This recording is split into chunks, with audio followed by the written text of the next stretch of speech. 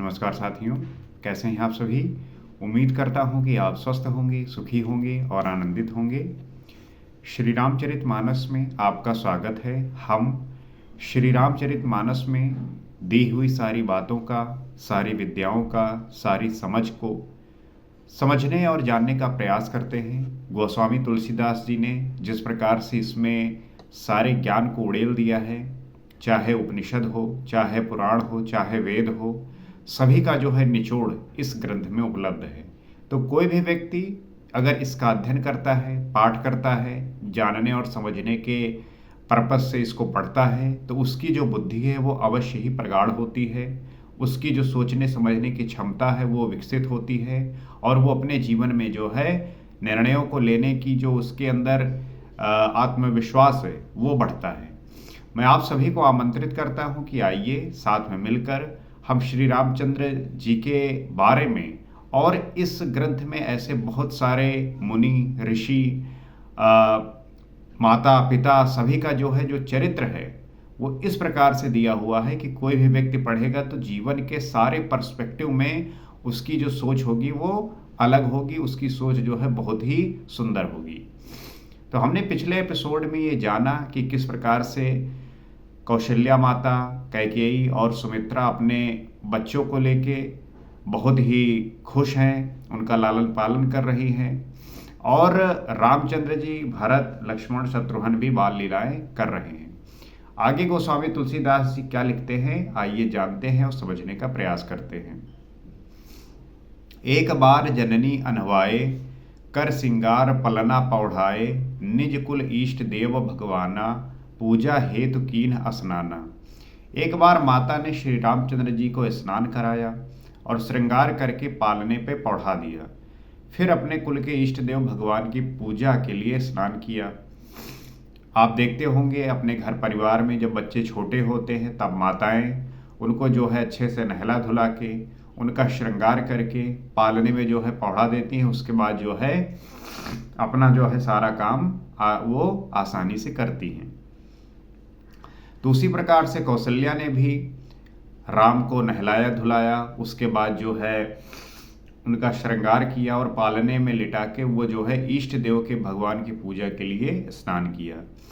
कर पूजा नैवेद्य चढ़ावा, आप गई जहाँ पाक बनावा, बहुर मात तहमा चली आई, भोजन करत देख सुत जाई।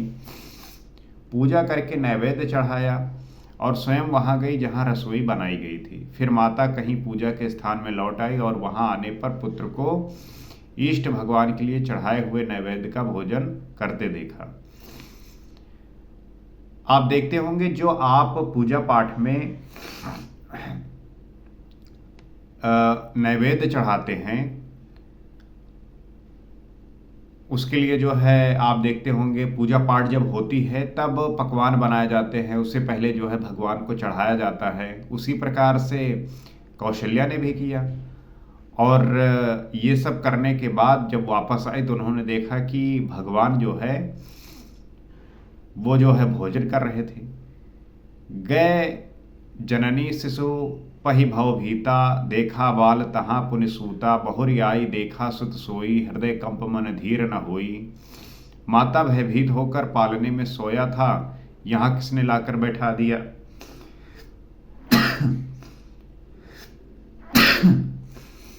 इस बात से डरकर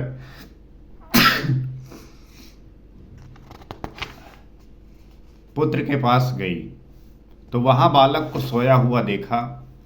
फिर पूजा स्थान में लौटकर देखा कि वही पुत्र वहां भोजन कर रहा है।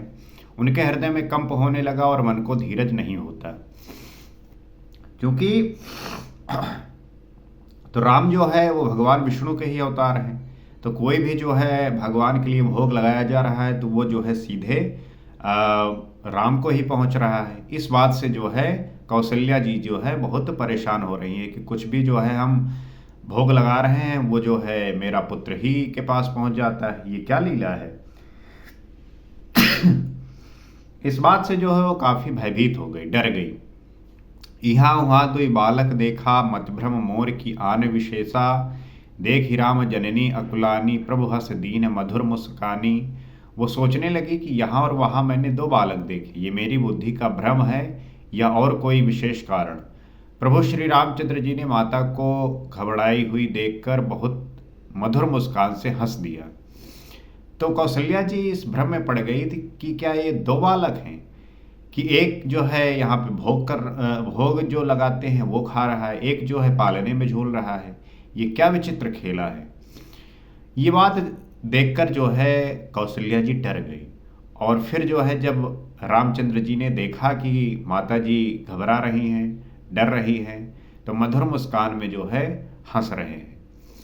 दिखरावा मातहि निज अद्भुत रूप अखंड, रोम रोम प्रतिलागे कोटि कोटि ब्रह्मांड। फिर उन्होंने माता को अपना अखंड अद्भुत रूप दिखलाया, जिसके एक एक रोम में करोड़ों ब्रह्मांड लगे हुए हैं। फिर उसके बाद कौशल्या माता को अपने अखंड अद्भुत रूप दिखाया, और ऐसा रूप दिखाया जिसमें एक एक रोम में जो है करोड़ों ब्रह्मांड लगे हुए हैं। हम इस ब्रह्मांड की जो है कल्पना जब करते हैं तब सोचते हैं कि ये कितना बड़ा है, जो हमारा यूनिवर्स है कितना बड़ा है। आप अपने सोलर सिस्टम से बाहर निकलिए, आप जो है एक सन को देखेंगे, उसके आगे और जाइए, उसके आगे और जाइए, इतनी गैलेक्सीज, इतने जो है आप इसकी कल्पना नहीं कर सकते ये कितना बड़ा हो सकता है। उस प्रकार से श्री रामचंद्र जी ने अपना विराट स्वरूप जब दिखाया तो देखा कि उनके एक एक रोम में ब्रह्मांड के ब्रह्मांड जो है हैं। अगणित रवि शशि शिव चतुरानन, बहुगिर सरित सिंधु मही कानन, काल कर्म गुण ज्ञान सुभाऊ, सो देखा जो सुना न काऊ। अगणित सूर्य चंद्रमा शिव ब्रह्मा, बहुत से पर्वत नदियां समुद्र पृथ्वी वन काल कर्म गुण ज्ञान और स्वभाव देखे, और वह पदार्थ देखे जो कभी सुने भी न थे। उस स्वरूप में देखा क्या, अनगिनत अगणित जो है सूर्य देखे, अनगिनत सूर्य चंद्रमा शिव ब्रह्मा, बहुत से पर्वत नदियां समुद्र पृथ्वी वन काल कर्म गुण ज्ञान सब देखा, और ऐसी ऐसी चीजें देखी जो पहले कभी देख भी नहीं रखी थी। देख माया सब विध गाढ़ी, अति सभीत जोरे कर ठाढ़ी, देखा जीव नचावहीं जाही, देख भगत जो छोरई ताही। सब प्रकार से बलवती माया को देखा कि वो भगवान के सामने अत्यंत भयभीत हाथ जोड़े खड़ी हैं। जीव को देखा जिसे वो माया नचाती है, और फिर भक्ति को देखा जो उस जीव को माया से छुड़ा देती है। इस प्रकार से कौशल्या ने अपने आप को उन ईश्वर के सामने हाथ जोड़े हुए पाया, और ये देखा कि किस प्रकार से जो है माया जीव को नचाती है, और भक्ति ऐसा साधन है जिसके माध्यम से जीव जो है माया से छूट पाता है। बहुत सारे व्यक्तियों को देखिए जो बुढ़ा जाते हैं, जिनकी उम्र हो जाती है, वो जो है यही कहते हैं कि माया के चक्कर में जो है हर एक व्यक्ति फंसा हुआ है। इससे जो है कोई भी निकलने की कोशिश करे उसके लिए निकलना मुश्किल हो जाता है, बहुत मुश्किल है। लेकिन इससे निकलने का एकमात्र उपाय है कि भक्ति आप करिए। वो भक्ति ही जो है आपको आपके माया से छुड़ाएगी। तन पुलकित मुख बचन न आवा, नयन मूंद चरणहि सिरुनावा, विस्मय वंत देखि महतारी, भय बहुर सिस रूप खरारी। माता का शरीर पुलकित हो गया, मुख से वचन नहीं निकलता, तब आंख मूंधे कर उसने श्री रामचंद्र जी के चरणों में सिर नवाया। माता को आश्चर्यचकित देखकर खर के शत्रु श्री राम जी फिर बालरूप हो गए। इस प्रकार से जब कौशल्या ने श्री रामचंद्र जी के स्वरूप को देखा तो वो उनका जो शरीर है वो बिल्कुल पुलकित हो गया, मुख से वचन नहीं निकल रहा है। तब आंख मूंदकर उसने श्री रामचंद्र जी के चरणों में सिर नवाया, और माता को आश्चर्यचकित देखकर खर के शत्रु श्री राम जी फिर से बालरूप हो गए। हमें अपनी माता से कोई भी बात छुपानी नहीं चाहिए, सारी बातों को जो है बतानी चाहिए, समझानी चाहिए, ताकि किसी भी प्रकार का जो है रहस्य न बने। जब हम अपनी माता से कुछ छुपाते नहीं हैं तो वो स्पष्टता, वो जो है बात स्पष्ट होती है, और उसमें किसी भी प्रकार का विरोध उत्पन्न नहीं होता। अस्तुत कर न जाई भय माना, जगत पिता मैं सुत करि जाना, हर जननी बहुविध समुझाई, या जन कतहु कहसी सुन माई। माता से स्तुति भी नहीं की जाती। वो डर गई कि मैंने जगत पिता परमात्मा को पुत्र करके जाना। श्री हरि ने माता को बहुत प्रकार से समझाया और कहा, हे माता सुनो, ये बात कहीं पर कहना नहीं। जब कौशल्या ने देखा कि मैं तो परम पिता परमेश्वर जो है हम मेरे गर्भ में से उत्पन्न हुए हैं, कहने का मतलब है कि हमारे यहाँ पे अवतार लिया है, उनको पुत्र के रूप में मैं मानती हूँ। तो श्री हरि ने जो है अपनी माता को बहुत प्रकार से समझाया और कहा कि इस बात को किसी से मत कहना। बार बार कौशल्या विनय करई कर जोरी, अब जन कबहु व्यापे प्रभु मोहि माया तोरी। कौशल्या जी बार बार हाथ जोड़कर विनय करती, हे प्रभु मुझे आपकी माया अब कभी न व्यापे। तो कौशल्या जो है इस बात को समझ गई, जान गई, और वे कहे कि अब जो है आप अपनी इस माया को कभी भी ना व्यापें। तो ये जो चरित्र है बहुत ही प्रभावी है, बहुत ही आनंद देने वाली है, और हम इसका जब नित्य अध्ययन करते हैं तब इससे वो बात सीखते हैं, वो ज्ञान सीखते हैं जो हमारे लिए जरूरी है। बाल चरित हर बहुविध कीन्हा, अति आनंद दासन कह दीन्हा। कछुक काल बीते सब भाई, बड़े भय परिजन सुखदाई। भगवान ने बहुत प्रकार से बाल लीलाएं की और अपने सेवकों को अत्यंत आनंद दिया। कुछ समय बीतने पर चारों भाई बड़े होकर कुटुंबियों को सुख देने वाले हुए। तो इस प्रकार से बहुत सी बाल लीलाएं की और धीरे धीरे जो है वो बड़े होने लगे और हर प्रकार से अपने कुटुंबियों को सुख देने वाले हो गए। चूड़ा कर्ण कीन गुर जाई, विप्रन पुण्य दक्षिणा बहुपाई। परम मनोहर चरित अपारा, करत फिरत चार्य सुकुमारा। तब गुरु जी ने जाकर चूड़ा कर्म संस्कार किया। ब्राह्मणों ने फिर बहुत सी दक्षिणा पाई। चारों सुंदर राजकुमार बड़े ही मनोहर अपार चरित्र करते फिरते हैं। तो चूड़ा कर्म संस्कार होता है, इसमें जो है ब्राह्मणों को दान दिया जाता है, आपका भोजन कराया जाता है, और इस प्रकार से चारों राजकुमार जो है अपार चरित्र वाले हैं जो करते और फिरते हैं। मन क्रम वचन अगोचर जोई, दशरथ अजिर विचर प्रभु जोई। सोई भोजन करत बोल, सब राजा नहीं आवत तज बाल समाजा। जो मन वचन और कर्म से अगोचर हैं वही प्रभु दशरथ जी के आंगन में विचर रहे हैं। भोजन करने के समय जब राजा बुलाते हैं तब वो अपने बाल सखाओं के समाज को छोड़कर नहीं आते। आप देखते होंगे जब बच्चे अपने ही दोस्तों के बीच में खेल रहे होते हैं, वो अपने ही दोस्तों के बीच में लिप्त रहते हैं, उनमें ही जो है आनंद मना रहे होते हैं। तो जब घर वाले बुलाते हैं तो वो आते ही नहीं हैं, वो उसी में जो है मग्न रहते हैं, उसी में आनंद ले रहे होते हैं, न भूख न प्यास, सभी से परे हो जाते हैं। उसी प्रकार से राम लक्ष्मण भरत और शत्रुघ्न भी हैं, वो सारे जो है अपने दोस्तों के साथ खेल रहे हैं, घूम रहे हैं, फिर रहे हैं। कौशल्या जब बोलन जाई, ठुमक ठुमक प्रभु चलई पराई। निगम नेत शिव अंत न पावा, ताहि धरे जननी हठ धावा। कौशल्या जी जब बुलाने जाती हैं तब प्रभु ठुमुक ठुमुक भाग चलते हैं। जिनका वेद नेत इतना ही नहीं कहकर निरूपण करते हैं, और शिव जी ने जिनका अंत नहीं पाया, माता उन्हें हठ पूर्वक पकड़ने के लिए दौड़ती हैं। तो बाल रूप में जो है वो तरह तरह के जो है लीलाएं कर रहे हैं, ठुमुक ठुमुक करके भाग रहे हैं।